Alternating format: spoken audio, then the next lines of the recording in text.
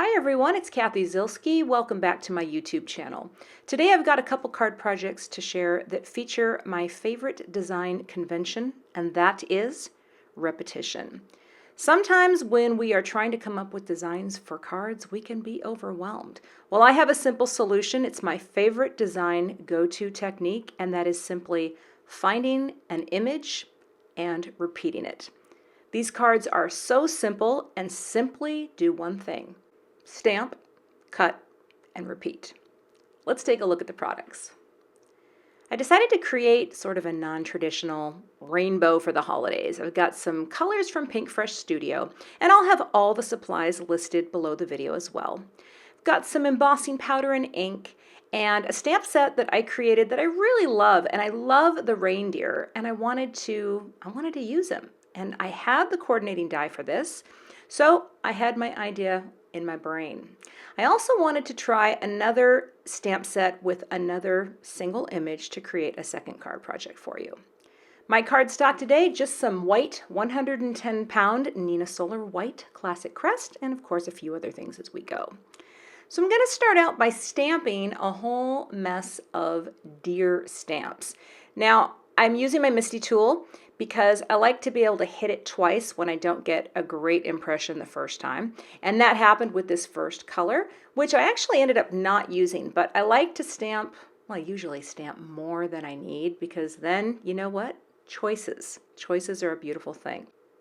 I just worked my way through the rainbow of color until I had a whole mess of deer postage stamps, and I cut them all apart because I wanted to run each one through the die cut machine separately. Now I created a little paper template by taking the die, cutting it out of some lighter cardstock, and then just framing this out.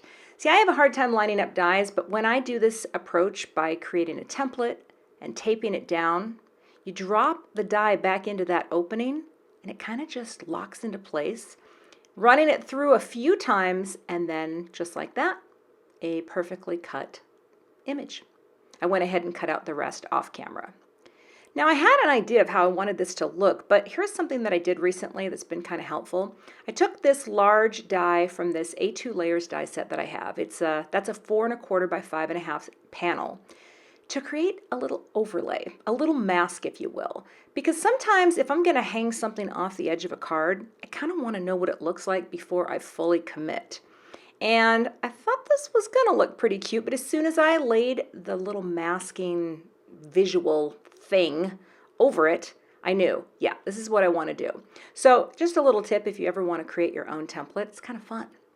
I added some thin foam squares to the back of all of these cut out images, but I didn't want to have the foam go all the way off the edge because I was going to cut that.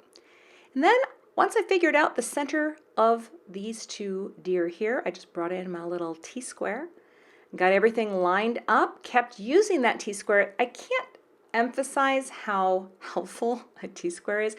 I scrapbooked for years before I started making cards, before I knew about this thing, but it actually makes putting things down straight easier. Who knew?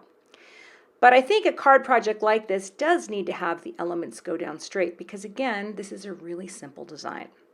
So once they're down, I brought them over to the paper trimmer, cut off the excess. And here's the thing I love about this trimmer. I was a little long still on the yellow guy and even on the pink guy at the top. So you can just go back to your trimmer and keep cutting until you get the cut that you're looking for, which is exactly what I did. Love this paper trimmer. It cuts so straight and nothing gets ruined. And that's really the goal. I decided to stamp a little sentiment, so I'm prepping my cardstock with some anti-static powder. Gonna stamp it with embossing ink. This is from Gina K Designs. Giving it a little press, not too hard because I didn't want to smush it. It's a very delicate sentiment. Sprinkling on some gold embossing powder, and then I'll get my heat tool nice and hot, bring it to the paper, and melt that quickly. I'll go ahead and cut this sentiment out using one of my sentiment label dies. I love this set, and I use it now probably more than any other die set. Gonna run that through for a nice, quick, easily cut sentiment.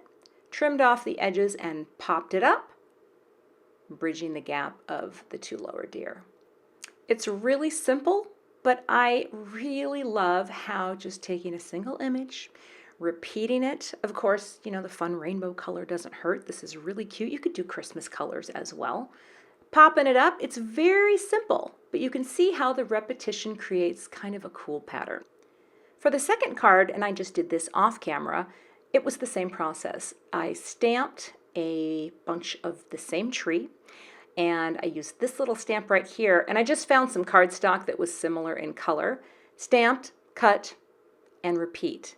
Very simple design, but you can see how you don't need a lot of variation in your actual stamps to create something that looks really cool just by repeating it.